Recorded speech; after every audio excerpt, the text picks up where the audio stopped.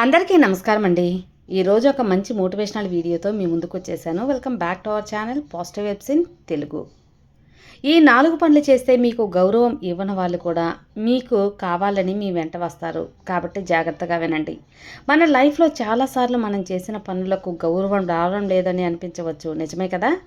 మన విలువ తెలియకపోవడం, పట్టించుకోకపోవడం లేదంటే అప్రతిష్ట చేయడం అనేది అనుభవంలోకి రావచ్చు.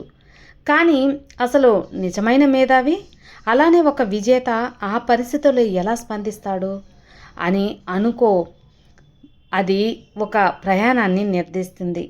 ఈ ప్రపంచం ఎప్పటికి కూడా ఎవరిని కూడా తక్షణమే గుర్తించదు కదా. నిజమేనా? కానీ నువ్వు మాత్రం నీ మార్గాన్ని మార్చకుండా నమ్మకంగా కొన్ని ముఖ్యమైన మార్గాలను జాగ్రత్తగా అనుసరిస్తే మాత్రం చివరికి నీ విలువ ఎలా చేస్తుంది అంటే, నీ గౌరవం ఇవ్వని వాళ్ళు కూడా నువ్వు కావాలని నీ వెనుక తిరుగుతాడు. కాబట్టి ఈ 4 పనులు చేస్తే నీ వెలుగుని ఎవ్వరూ అస్సలు నిరాకరించలేడు. అర్థమైందా? ఇందులో మొట్టమొదటిది నైపుణ్యాన్ని నువ్వే అభివృద్ధి చేయడం. మన ప్రపంచంలో ప్రతిభ ఉన్న వారిని ఎవ్వరు కూడా నిర్లక్ష్యం చేయలేరు. మీరు ఏ రంగంలో ఉన్నా సరే, కళ, శాస్త్రం, వాణిజ్యం, వ్యవసాయం, వ్రాతలు, మాట్లాడే కళ, వీటిలో మీ నైపుణ్యాన్ని రోజుకొక మెట్టు ఎక్కిస్తూ తీర్చిదిద్దుకోండి. అలాగే ఒక దిశలో మీ పనితీరు చూసిన ప్రతి ఒక్కరూ కూడా అభిమానం అనేది తప్పకుండా చూపుతారు. మేధస్సు అనేది నమ్మకంగా పెరిగే ప్రతిభ పరిచయంగా మారుతుంది. ఒక వ్యక్తి చక్కటి పనితీరుతో సాధించిన కీర్తి ఎప్పటికీ కూడా నిలిచే ఉంటుంది. ఇక ఆ కీర్తి ఎదురుగా నీ విలువను బట్టి, మాటలతో ఆ స్వీకరించే విధానాన్ని బట్టి కూడా మౌనంగా ఒప్పుకోవాల్సి వస్తుంది. అర్థమైందా? చెప్పేది. ఇక రెండవది, శాంతంగా సమర్థవంతంగా నువ్వు వ్యవహరించడం. వివాదాల్లో నువ్వు పాల్గొనకపోవచ్చు, కానీ నీ శాంతమే నీ శక్తిని తెలియచేస్తుంది.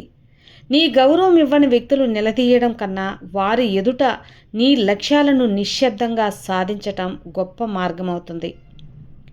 ఒక్కసారి నీ విజయాల గలం పాడినప్పుడు అతని మౌనం అనేది నీ గెలుపుని ప్రకటిస్తుంది. గుర్తుపెట్టుకో మిత్రమా, గొప్ప ప్రతీకారం అంటే శాంతంగా ఉండి నీ విజయంతో సమాధానం ఇవ్వడమే. ఇక మూడవది, విలువలతో జీవించటం. నువ్వు ఎప్పటికీ కూడా నీ విలువను వదిలిపెట్టకపోతే నిన్ను చిన్నచూపు చూసేవారికి చివరికి నీ నిజాయితీపై గౌరవం కలుగుతుంది. విలువలతో నడిచిన జీవితానికి నిలకడగా గౌరవం లభిస్తుంది. అది ఒక్క రోజు కాదు, 2 రోజులు కాదు, శాశ్వతంగా కూడా ఉంటుంది. మంచితనాన్ని తక్కువ చేసి చూసే వ్యక్తులు కూడా చివరికి మంచితనమే కదా ప్రపంచాన్ని గెలుస్తుందని అంగీకరించాల్సి వస్తుంది. ఇక నాలుగవది, ఆత్మవిశ్వాసం. నువ్వు నిలుపుకోవడం. మీరు మీపై నమ్మకం ఉంచినప్పుడు ఇతరులు కూడా మీ నుంచి దాన్ని ఖచ్చితంగా గమనిస్తారు. మనల్ని తక్కువ చేసి చూసిన వాళ్ళు మన ధైర్యాన్ని చూసి కొంతకాలానికి ఆశ్చర్యపోతారు. ఇక వారు మనపై ఎప్పటికి కూడా ఆధిపత్యం అనేది అస్సలు చూపించరు. ఎందుకంటే మన ఆత్మవిశ్వాసం వారికి అంతకంటే శక్తివంతంగా కనిపిస్తుంది. ఆత్మవిశ్వాసంలో మౌనంగా నువ్వు పనిచేస్తూ ఉంటే తన ప్రభావం మన మాటల కన్నా కూడా ముందు వెళ్తూ ఉంటుంది. ఇక ఇప్పుడు నేను చెప్పిన ఈ 4 మార్గాలు, నైపుణ్యం, శాంతి, విలువలు, ఆత్మవిశ్వాసం, ఇవి నీ దగ్గర ఉన్నప్పుడు ఎవ్వరు కూడా నీ ఉనికిని అస్సలు తగ్గించలేరు.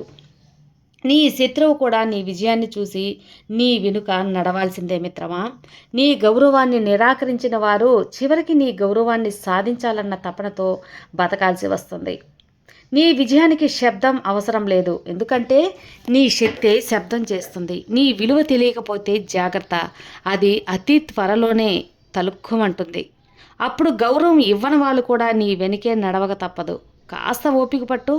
ఇందుకు సంబంధించిన ఒక గొప్ప కథ కూడా ఉంది. దీని వెనుక శీర్షిక ఎలా ఉంటుంది అంటే, చిన్న చీకటి గొప్ప వెలుగు. ఒక చిన్న గ్రామంలో రాముడు అనే ఒక చిన్న బాలుడు ఉండేవాడు. అతను చదువులో చాలా మేధావి, కానీ తక్కువగా మాట్లాడేవాడు, ఎక్కువగా చదివేవాడు. గ్రామంలో అతని తల్లిదండ్రులు రైతులు. అలా అని పెద్దగా వాళ్ళని సంపాదన లేదు, కానీ విలువ మాత్రం పుష్కలంగా ఉండేది. ఇక రాముడు పాఠశాలలో ఎప్పుడు కూడా ఫస్ట్ వచ్చేవాడు, బాగా చదివేవాడు. కానీ పక్కింటి కోటేశ్వరరావు గారి ఓ పెద్ద సామాజిక వ్యక్తి, ధనవంతుడు. కానీ తన కొడుకు రగుడు మించిన వాడే లేడు. ఎప్పుడు కూడా అందరి చేత చెప్పించేవాడు. ఒకసారి పాఠశాలలో విజ్ఞాన పోటీలు జరిగాయి. అప్పుడు అందులో రాముడు మొదటి బహుమతి గెలిచాడు. కానీ కోటీశ్వరరావు చల్లగా నవ్వి, ఈ పిల్లవాడికి ఎప్పుడు కూడా పోటీలు గెలవడమే తెలుసు, కానీ జీవితాన్ని గెలవడం అస్సలు తెలీదు అని ఒక హేళనగా మాట్లాడతాడు. ఆ మాటలు రాముడి చెవిలో పడ్డాయి. కానీ అతడు చలించలేదు, తలవంచలేదు. శాంతంగా తన పాఠాలు తాను చదువుతూనే ఉన్నాడు. ఇక ఎన్నో సంవత్సరాలు గడిచిపోయాయి. ఇక ఒకరోజు తన గ్రామానికి ఒక పెద్ద శాస్త్రవేత్త వచ్చాడు. ఇక అతని పేరు ఏంటి అంటే రామచంద్రన్. అంతర్జాతీయ స్థాయిలో పేరు పొందిన ఒక గొప్ప శాస్త్రవేత్త. అతను ఒక ఊరి పాఠశాలలో ప్రసంగించేందుకు అతను వస్తాడు. ప్రతి ఒక్కరూ కూడా ఆశ్చర్యపోతారు అతన్ని చూసి. ఎందుకంటే అతడే రాముడు.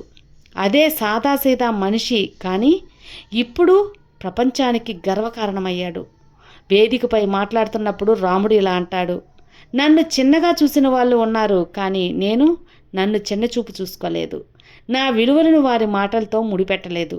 నా పని నేను జాగ్రత్తగా చేసుకుంటూ వచ్చాను. నా శక్తిని నా మౌనంలో జాగ్రత్తగా ఉంచుకున్నాను. అప్పుడు వాళ్ళు నన్ను గౌరవించకపోయినా ఇప్పుడు వాళ్ళకే నా గౌరవానికి సంబంధించినవన్నీ కూడా వాళ్ళే సమకూర్చాల్సి వచ్చిందని గొప్పగా ప్రసంగించాడు. అప్పుడు కోటీశ్వరరావు అదే సభలో తల తిప్పుకున్నాడు. తల కూడా చూపించలేకపోయాడు. సభ అంతా కూడా ముగిసిపోయిన తర్వాత అతని దగ్గరికి వచ్చి చేతులు జోడించి ఇలా అంటాడు, రామచంద్రన్, నువ్వు చాలా నిజంగా గొప్పవాడివి. నిన్ను అప్పుడు గుర్తించలేకపోయినందుకు నన్ను నేనే క్షమించుకోలేకపోతున్నాను అంటాడు. అప్పుడు రాముడు కూడా ఆహ్లాదంగా నవ్వాడు. నీ మార్గాన్ని నువ్వు నమ్ముకో. నిన్ను నిర్లక్ష్యం చేసిన వారికి ఒకరోజు నీ వెలుగు అనేది అట్టడుగు చూపుతుంది. ప్రతిభ ఎప్పుడు కూడా సమయం అనేది అవసరం, అంతేకాని శబ్దం కాదు అని తెలుసుకో. అర్థమైందా? ఈ ప్రపంచంలో మనం జీవిస్తూ ఎదుర్కొనే ప్రతి సంఘటన కూడా, ప్రతి సమస్యకు ఒకే విధమైన స్పందన అవసరం లేదండి. కొన్నిసార్లు మాటల కంటే మౌనం అనేది శక్తివంతమైనది. అది ఆయుధంగా పనిచేస్తుంది. మన బలం మన మౌనంలోనే ఉంటుంది. ఈ మాటలు నేడు మన జీవనదారిలో ఎంతగానో అన్వయించుకోపోవచ్చు. అసలు మౌనం అంటే కేవలం ముక్కు మూసుకుని ఉండడం కాదు. అది మన అంతరంగంలో సామర్థ్యాన్ని, పరిపక్వతను, విశాలతను ప్రతిబింబించే విలువ. ఇక ఈ మౌనం గంభీరతను, ఆత్మ నియంత్రణను, ధైర్యాన్ని తెలియజేస్తుంది. ఇక మనందరం కూడా ఏదో ఒక సమయంలో తర్జన భర్జనలకు గురవుతూ ఉంటాం. అప్పుడప్పుడు మనపై విమర్శలు చేస్తూ ఉంటారు, అపార్థాలు కూడా వస్తూ ఉంటాయి. మన మాటల్ని కూడా వక్రీకరిస్తూ ఉంటారు. అలాంటి సమయంలో కూడా మనం ప్రతిస్పందనగా ఘాటైన మాటలు అనేది వాడడం సహజంగా అనిపించినా సరే, నిజమైన ధైర్యం మాత్రం మౌనంగా ఉండగలగడమే. గుర్తుపెట్టుకో మిత్రమా. ఎందుకో తెలుసా, మాటలు తాత్కాలికంగా నీకు గెలుపునివ్వవచ్చు, కానీ మౌనం మాత్రం స్థిరమైన గౌరవాన్ని నీకు ఖచ్చితంగా అందిస్తుంది.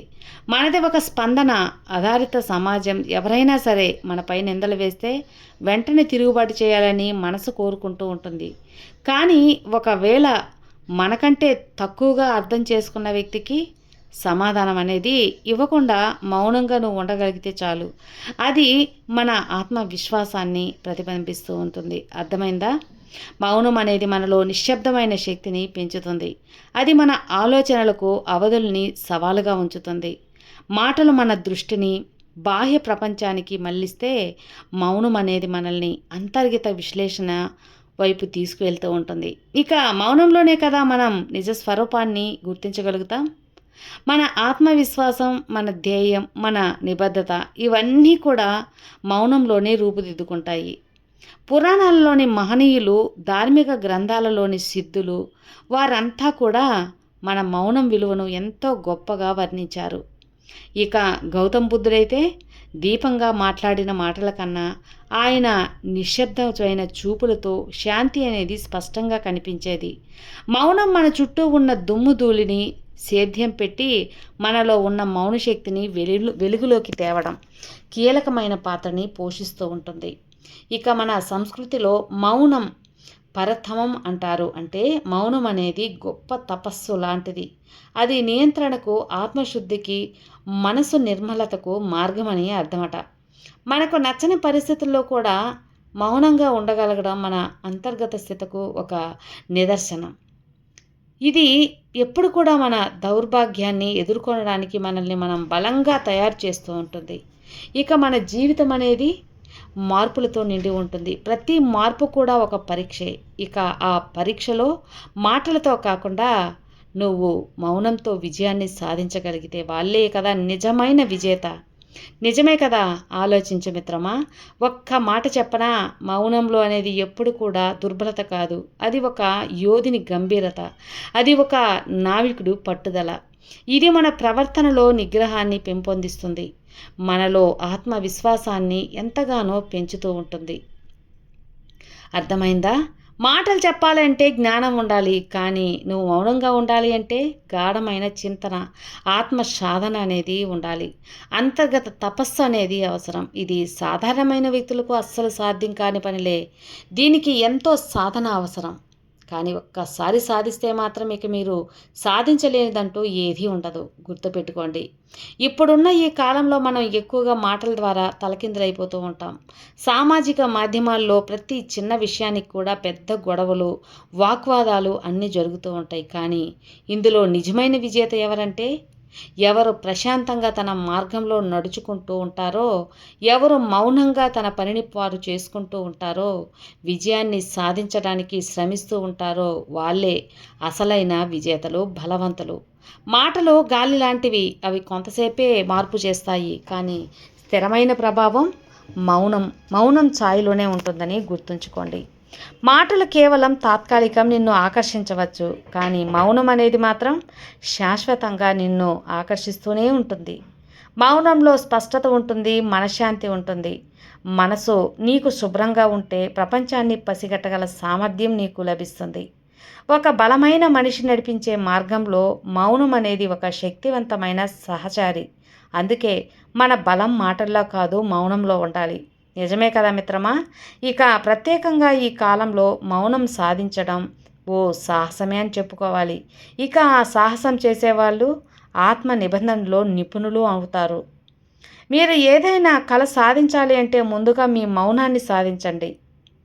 అప్పుడు ఎందుకంటే మౌనం మనకు లోపలి శబ్దాన్ని వినిపించే గొప్ప అవకాశాన్ని ఇస్తుంది కాబట్టి. మీ లోపలి శబ్దమే నిజమైన శక్తి అవుతుంది. ఒక గొప్ప ఆచార్యుడు అన్న మాటను మీరు గుర్తుపెట్టుకోండి. అవధి తెలియని మాటల కంటే కూడా అర్థం కలిగిన మౌనం చాలా మంచిది. ఇది అందరూ చెబుతూ ఉన్నదే, ఎంతో గొప్పది కూడా మౌనం. ఇది ఎవరికీ తెలియని విషయం. మనలో ప్రతి ఒక్కరు కూడా ఏదో ఒక సమయంలో మనసులో ఉన్న ఏదో ఒక కోణంలో విజేతగా నిలబడాలనే కలను ఖచ్చితంగా అనుకుంటారు. వాళ్ళకి కొన్ని లక్షణాలు ఉంటాయి, ఆశయాలు ఉంటాయి, ఎదగాలనే తపన కూడా ఉంటుంది. కానీ ఎన్నోసార్లు ఆ కలలు అనేటివి కలలుగానే మిగిలిపోతాయి. ఇక అందుకు కారణం ఒకే ఒకటి, సోమరిపోతనం. ఇది నెమ్మదిగా మన ఆత్మవిశ్వాసాన్ని మొత్తం కూడా, కృషిని కూడా, ప్రయత్నాన్ని క్రిమిలా కరిగించేస్తుంది. దీని ప్రభావం అంతుచిక్కని తీరుగా ఉంటుంది. ఒక్కసారి మన ఆత్మవిశ్వాసాన్ని వీడి సోమరిపోతనాన్ని మనం అంగీకరిస్తే మాత్రం మన విజయ మార్గం అనేది మూసుకుపోతుంది మిత్రమా. అసలు సోమరిపోతనం అంటే ఏంటి? సోమరితనం అనేది ఒక అలసట కాదు, అది ఒక అలవాటు, ఒక మానసిక స్థితి. రేపు చేస్తాను, ఎల్లుండి చేస్తాను, కాస్త సమయం తర్వాత చేస్తాను, లేదు అసలు ఇప్పుడు చేయడానికి అసలు మనసే రావడం లేదు అని చెప్పి అనుకుంటూ ఉంటారు కదా.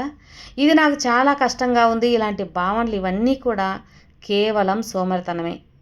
ఇవి మనం మొదలు పెట్టకుండా ఆ పనిని భారంగా అనిపించేలా చేస్తాయి. నిజమే కదా, చాలామందిలో ఉంటుంది ఈ సోమరితనం. మనం మన పనిలో దూరం చేస్తే అలవాటు అనేది పెరిగిపోతుంది. చివరికి అది మన లక్ష్యం వైపు వెళ్ళాల్సిందే. అక్కడే అంతటితో శాశ్వతంగా. కాబట్టి సోమరితనాన్ని పక్కన పెట్టండి. అదే ఒక పెద్ద శత్రువు చేసుకో. ఎంత గొప్ప కళ్ళ ఉన్నా సరే, ఎంత తెలివితేటలు ఉన్నా సరే, మనిషిలో ప్రయత్నం చేయాలనే మనస్తత్వం అనేది పూర్తిగా లేకపోతే మాత్రం వాటన్నిటికి కూడా అర్థం ఉండదు. నిజమే కదా మిత్రమా. సోమరితనంలో ఉండే వ్యక్తి తనలో బలాన్ని తను సరిగ్గా ఎప్పటికీ ఉపయోగించుకోలేడు.